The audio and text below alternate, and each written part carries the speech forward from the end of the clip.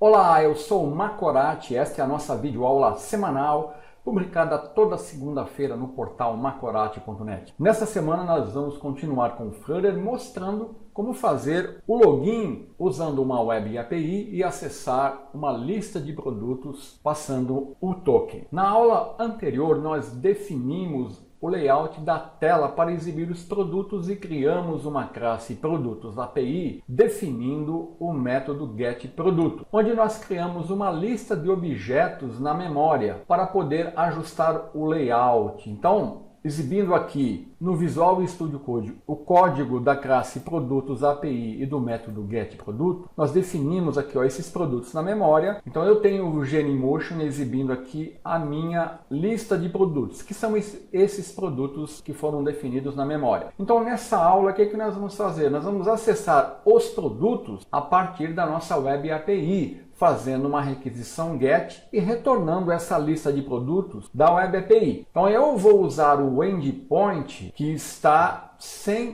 proteção para acessar os produtos. Então eu vou abrir aqui o navegador, eu estou acessando esse endpoint que está me retornando os produtos que eu vou acessar. Então lembrando, como eu falei na aula anterior, aqui eu tenho uma lista de objetos produtos. E se eu visualizar aqui nesse formato, eu vou ver que cada objeto ele está sendo definido entre chaves e a lista, toda a lista ela é envolvida por colchetes. Então eu vou redefinir esse código, eu vou apagar tudo isso aqui e vou definir o código que vai acessar a minha Web API. Eu posso me basear no código que eu defini aqui, para definir o login API. Então, eu vou precisar da URL, então eu vou copiar a URL, só que a URL que eu vou utilizar vai ser diferente, Então, eu vou copiar a URL de acesso. Aí eu vou precisar fazer a requisição, então eu vou copiar aqui esse código onde eu estou fazendo o HTTP. Aqui eu estou usando o método POST no login. Agora, aqui no Produtos, eu vou usar o GET para obter dados. Então, para obter dados, eu sempre uso o GET. Então, eu não vou precisar passar mais nada, apenas a URL. Então, aqui eu vou precisar também copiar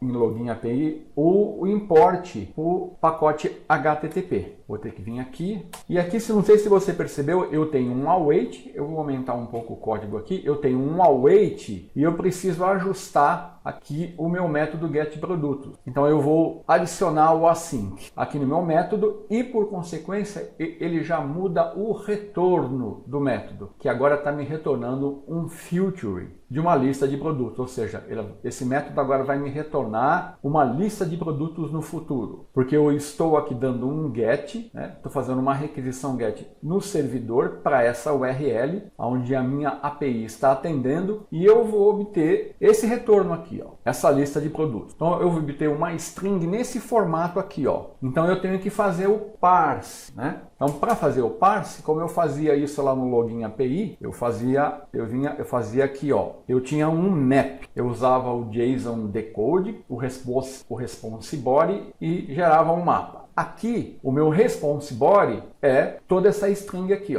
E agora eu vou retornar não um map, porque o map, o que é o map? O map seria somente um objeto. Então, esse produto é um map, esse produto é um outro map, mas eu não quero retornar isso, eu quero retornar a lista de objetos, a lista inteira. Então eu tenho que alterar esse código, eu tenho que fazer um ajuste aqui, definir uma lista, e aqui eu vou mudar o nome, eu vou colocar aqui, lista response. E aqui eu preciso também incluir uma referência ao Dart Convert. Então aqui eu vou acessar aquela string e vou fazer o parse em cada objeto produto e vou gerar uma lista de objetos produto. Então esse lista response aqui, eu vou ter que percorrer esses objetos aqui na lista response, obter cada objeto produto e criar a minha lista de objetos produtos. Então, para fazer isso, eu vou ter que fazer isso aqui. Então, o que eu quero obter? Eu quero obter, eu vou chamar de produtos, que vai ser uma lista de produtos. É isso que eu quero obter. E como é que eu vou obter isso? Eu vou fazer o seguinte, eu vou usar um for,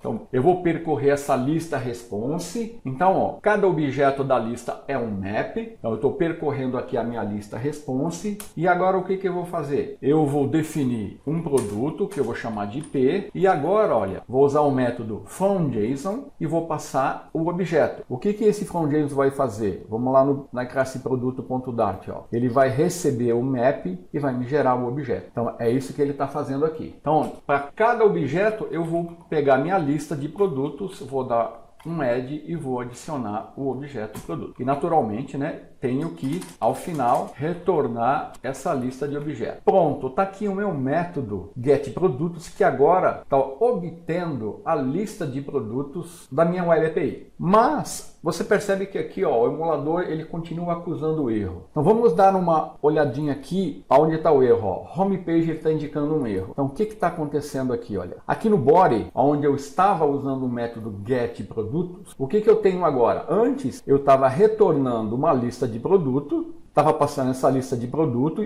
e estava retornando um widget aqui para o body. Acontece que agora, ó, como eu redefini o método getProdutos usando o await e o async, o tipo de retorno do método agora não é mais uma lista de produto, mas é um filtering de lista de produto. Então, isso fez com que, olha aqui, ó, getProdutos, ó, é um filter de lista de produto, ou seja, eu vou ter uma lista de produtos no futuro. E, então, vamos supor que eu tentasse resolver isso fazendo assim, ó, eu vou dar um await aqui e vou dar um async aqui. Com isso, toda vez que eu uso o await e o async, eu altero o retorno do método um filter. Só que, ó, a mensagem que deu aqui no emulador, a mensagem de erro mudou. Qual é a mensagem? Ele está falando assim que, ó, o filter não é do tipo widget. Por que isso? Porque se eu entrar aqui em body, olha, eu vou pressionar Ctrl e vou clicar em body. Body, ó, ele espera o retorno de um widget e o filter não é um widget. Então, quando nós usamos o await e o async, o retorno se torna um filter. Então, o método underline body está retornando um filter do widget list view. Não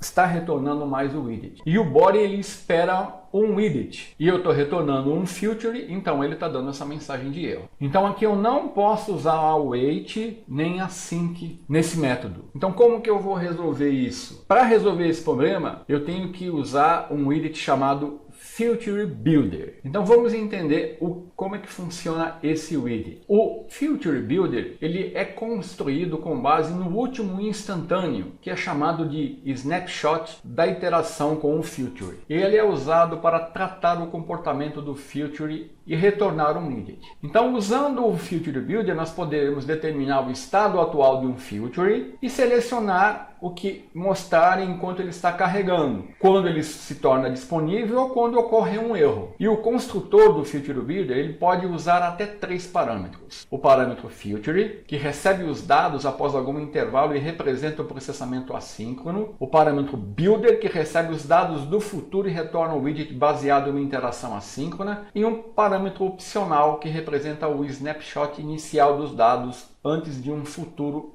não nulo ser concluído. Então nós vamos usar o Filter Builder e esses 2 parâmetros, o Filter e o Builder. Então eu vou retornar aqui. Então ao invés de eu retornar um list view de produtos, eu vou retornar aqui, ó, um Filter Builder. E aqui eu vou usar um filter, onde eu vou definir os dados que ele quer guardar, que vai ser a minha lista de produtos, e o Builder. Essa função ela recebe um build context e um async snapshot. Então eu vou definir aqui, ó, um context e um snapshot. E agora aqui eu posso obter a lista de produtos. Então como que eu faço isso? Eu posso fazer assim, eu dou list produtos. Então eu vou obter essa lista a partir do snapshot. Aqui, ó, eu tenho diversas opções. Por enquanto eu vou obter os dados e vou retornar o que? O meu list view de produto. E aqui, ó, eu vou ajustar para retornar uma lista de produtos no futuro. E olha aqui a minha lista já sendo exibida. Então é para isso que eu uso o Filter Builder. Quando eu tenho essa situação, eu preciso retornar um widget e eu estou usando o filter. Então eu uso nesse nesses casos, o Filter Builder. Agora aqui eu posso, inclusive, exibir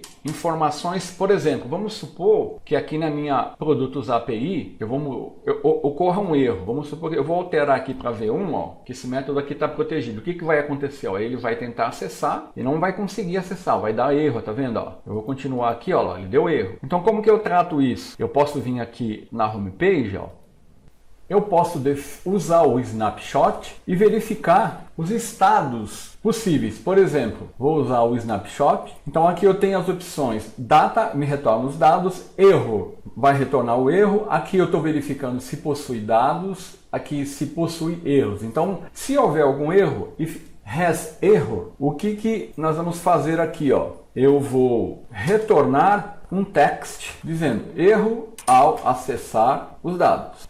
Como ele está me retornando nulo ainda, eu vou fazer uma correção aqui, ó, que vai me dizer o seguinte: se produtos for diferente de null, então eu vou usar o tamanho dos produtos que eu tenho para exibir. Caso contrário, eu vou retornar 0. E agora eu tenho aqui, ó, erro ao acessar os dados, a mensagem do texto. Posso também, deixa eu retornar aqui o valor para acessar a API correta, né? Senão ele vai continuar dando os erros. Aqui eu poderia centralizar o texto, colocar ele contra a cor. Agora eu posso também fazer o seguinte, olha. Primeiro estado eu estou verificando se o snapshot possui erros. A segunda opção seria eu verificar se o snapshot possui dado. Nesse caso, ó, eu vou fazer o seguinte, eu vou retornar um circular progress indicator. E aqui eu vou centralizar, ó, tá vendo? Ele está aparecendo ali em cima, eu vou centralizar esse widget. Então, ó, aqui, ó, percebeu que ele está exibindo o Circular Progress Indicator? Porque eu coloquei aqui, ó, if, se possuir dados ele vai exibir, mas na verdade o que eu quero é se não possuir dados. Então ele verifica se possui dados, enquanto os dados não chegarem ele exibe o circular. Por exemplo, vamos fazer um login aqui, ó, macorati@yahoo.com, vou colocar aqui a senha, e agora você vai perceber que ele vai exibir rapidamente o Circular Progress Indicator. Ó,